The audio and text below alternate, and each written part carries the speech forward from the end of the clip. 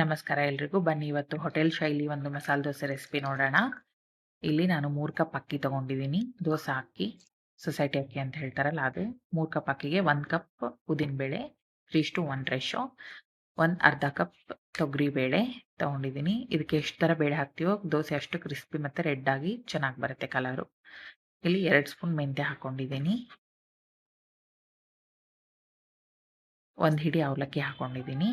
ಬಿಳಿ ಅವಲಕ್ಕಿ, ನಾರ್ಮಲ್ ಆಗಿ ಸಿಗೋ ಮೀಡಿಯಮ್ ಅವಲಕ್ಕಿ. 1 ಕಪ್ ಸಾಬುದಾನಿ ಹಾಕ್ಕೊಂಡಿದ್ದೀನಿ. ಸಬ್ಬಕ್ಕಿ ಅಂತ ಹೇಳ್ತೀವಲ್ಲ ಅದು. ಸಬ್ಬಕ್ಕಿ ಹಾಕೋದ್ರಿಂದ ಕ್ರಿಸ್ಪಿಯಾಗಿ ಬರುತ್ತೆ ದೋಸೆ. ಎಲ್ಲಾನು ನೀಟಾಗಿ 3 ಸಲ ವಾಶ್ ಮಾಡ್ಕೊಳ್ಳಿ. ಲಾಸ್ಟಲ್ಲಿ ಒಂದು ಅರ್ಧ ಕಪ್ ಕಡಲೆಬೇಳೆ ಹಾಕ್ಕೊಂಡಿದ್ದೀನಿ. ಕಡಲೆಬೇಳೆ ಆಪ್ಷನಲ್ಲು ಇದ್ರೆ ಹಾಕ್ಕೊಳ್ಳಿ, ಇಲ್ಲಾಂದರೆ ಇಲ್ಲ. ತೊಗರಿಬೇಳೆ ಹಾಕಿರ್ತೀವಲ್ಲ, ಸೊ ನಡೆಯುತ್ತೆ. ಈಗ ಎಲ್ಲಾನು 2-3 ಸಲ ವಾಶ್ ಮಾಡಿ ಇಟ್ಕೊಳ್ಳಿ. ಸೊಸೈಟಿ ಅಕ್ಕಿ ಆಗಿರೋದ್ರಿಂದ 2-3 ಸಲ ವಾಶ್ ಮಾಡಿದ್ರೆ ದೋಸೆ ಚೆನ್ನಾಗಿ ಬರುತ್ತೆ.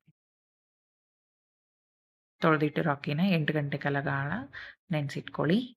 ನೆನೆಸಿದ ಅಕ್ಕಿನ ಇವಾಗ ಒಂದು ದೊಡ್ಡ ಮಿಕ್ಸಿ ಜಾರ್ ತೊಗೊಂಡು ಎಷ್ಟು ನುಣ್ಣಗೆ ರುಬ್ಕೋತೀವೋ ದೋಸೆ ಅಷ್ಟು ಚೆನ್ನಾಗಿ ಬರುತ್ತೆ. ರುಬ್ಬೋದ್ರಲ್ಲೇ ಇರುತ್ತೆ ದೋಸೆ ಎಲ್ಲ. ಇವಾಗ ಇದಕ್ಕೆ ಪಲ್ಯ ಮಾಡ್ಕೊಳ್ಳೋಣ. ಒಂದು ಕಡಾಯಿ ಇಟ್ಕೊಳ್ಳಿ. 2 ಟೀ ಸ್ಪೂನ್ ಎಣ್ಣೆ, 1 ಟೀ ಸ್ಪೂನ್ ಸಾಸಿವೆ, 1 ಟೀ ಸ್ಪೂನ್ ಜೀರಿಗೆ ಹಾಕ್ಕೊಳ್ಳಿ. ಸ್ವಲ್ಪ ಕರಿಬೇವು ಸೊಪ್ಪು, ಸಾಸಿವೆ ಚಿಟಪಟ ಆದಮೇಲೆ ಒಂದು ಉದ್ದಕ್ಕೆ ಹೆಚ್ಚಿಟ್ಕೊಂಡಿರೋ ಈರುಳ್ಳಿ ಹಾಕ್ಕೊಳ್ಳಿ. ಸ್ವಲ್ಪ ಉಪ್ಪಾಕಿ ಬೇಯಿಸ್ಕೊಳ್ಳಿ, ಬೇಗ ಬೇಯುತ್ತೆ.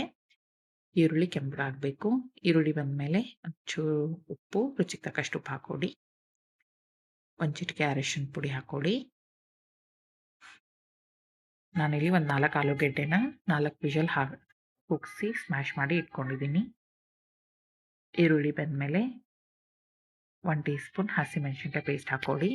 ಇದನ್ನು ನಾನು ಹೇಗೆ ಮಾಡೋದು ಅಂತ ನಾನು ಹಳೆ ವಿಡಿಯೋದಲ್ಲಿ ತೋರಿಸಿದ್ದೀನಿ, ಹೋಗ್ಬಿಟ್ಟು ನೋಡ್ಬೋದು. ಒಂದು ಚಿಟಿಕೆ ಅರಿಶಿನ ಪುಡಿ ಹಾಕ್ಕೊಳ್ಳಿ.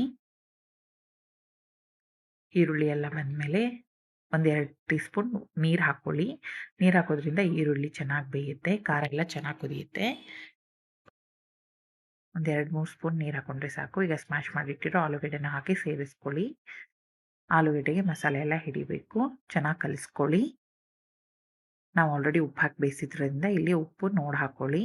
ಸಪ್ಪೆ ಅನಿಸಿದ್ರೆ ಸ್ವಲ್ಪ ಇನ್ನೊಂದು ಚಿಟಿಕೆ ಉಪ್ಪು ಹಾಕ್ಕೊಳ್ಳಿ. ಉಪ್ಪು ಹಾಕ್ಕೊಂಡು ಚೆನ್ನಾಗಿ ಕಲಿಸ್ಕೊಳ್ಳಿ. ಮಸಾಲೆ ಎಲ್ಲ ಕಡೆ ಹಿಡಿಬೇಕು. ಮಸಾಲೆ ದೋಸೆಗೆ ಪಲ್ಯನೇ ಚೆನ್ನಾಗಿರಬೇಕು. ಪಲ್ಯ ಚೆನ್ನಾಗಿ ಬಂದರೆ ದೋಸೆ ಟೇಸ್ಟು ಚೆನ್ನಾಗಿ ಬರುತ್ತೆ. ಲಾಸ್ಟಲ್ಲಿ ಕೊತ್ತಂಬರಿ ಸೊಪ್ಪು ಉದುರಿಸ್ಕೊಳ್ಳಿ. ಒಂದು ಅರ್ಧ ಲೆಮನ್ ಹಿಂಡ್ಕೊಳ್ಳಿ. ಲೆಮನ್ ಹಾಕಿದ್ರೆ ಸಕ್ಕರೆ ಹಾಕಬೇಕು. ಒಂದು ಅರ್ಧ ಟೀ ಸ್ಪೂನ್ ಸಕ್ಕರೆ ಹಾಕ್ಕೊಳ್ಳಿ.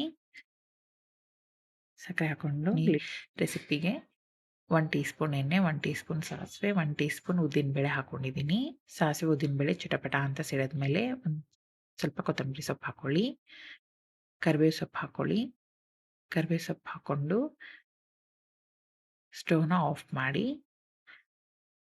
ಮಾಡಿ ಒಂದು ಅರ್ಧ ಟೀ ಸ್ಪೂನಷ್ಟು ಅಥವಾ ಒಂದು ಚಿಟಿಕೆಯಷ್ಟು ಹಿಂಗೆ ಹಾಕ್ಕೊಳ್ಳಿ.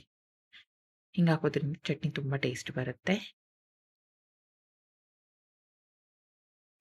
ಇವಾಗ ಒಗ್ಗರಣೆನ ತಣ್ಣಗಾಗಕ್ಕೆ ಬಿಡಿ. ಇಲ್ಲಿ ಜಾರ್ಗೆ ನಾನು ಒಂದು ಹಿಡಿ ಕಾಯಿ ಚಿಕ್ಕ ಚಿಕ್ಕದಾಗಿ ಕಟ್ ಮಾಡ್ಕೊಂಡಿರೋಂಥ ಹಸಿಕಾಯಿ ಹಾಕ್ಕೊಂಡಿದ್ದೀನಿ. 2 ಹಸಿಮೆಣಸಿನ್ಕಾಯಿ, ಒಂದು ಚಿಟಿಕೆ ಉಪ್ಪು, ರುಚಿಗೆ ತಕ್ಕಷ್ಟು ಉಪ್ಪು ಹಾಕ್ಕೊಳ್ಳಿ. ಸ್ವಲ್ಪನೇ ಹಾಕ್ಕೊಳ್ಳಿ, ಮತ್ತೆ ನೋಡ್ಬಿಟ್ಟು ಸೇರಿಸ್ಕೋಬೋದು.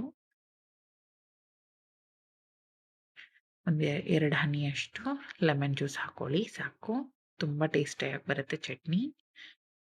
ಲೆಮನ್ ಹಾಕಿದ್ರೆ ಆಬ್ವಿಯಸ್ಲಿ ಒಂದು ಚೂರು ಶುಗರ್ ಹಾಕಲೇಬೇಕು. ಒಂದು ಅರ್ಧ ಟೀ ಸ್ಪೂನ್ ಶುಗರ್ ಹಾಕಿದ್ದೀನಿ, ಅಂದರೆ ಆ ಟೇಸ್ಟ್ ಎನ್ಹಾನ್ಸ್ ಆಗೋದು.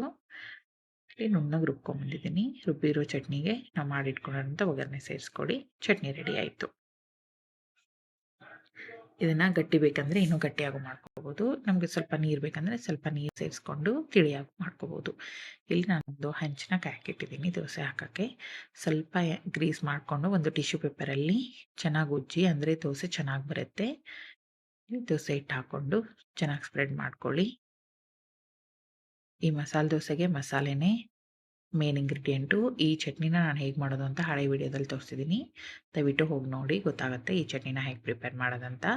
ಮಸಾಲೆ ದೋಸೆ ಆಗಿದ್ದರಿಂದ ಒಂದೇ ಬದಿ ಬೇಯಿಸ್ಬೇಕು. ನಾನಿಲ್ಲಿ ಲಿಡ್ನ ಕ್ಲೋಸ್ ಮಾಡಿ ಒಂದು ಬದಿ ಬೇಯಿಸ್ಕೊಂಡಿದ್ದೀನಿ.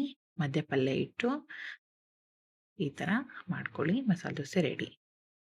ಇದಕ್ಕೆ 1 ಟೀ ಸ್ಪೂನ್ ತುಪ್ಪ ಹಾಕಿ ಬೇಯಿಸ್ಕೊಂಡ್ರೆ ನಿಮಗೆ ಹೋಟೆಲ್ ಟೇಸ್ಟೇ ಬರುತ್ತೆ.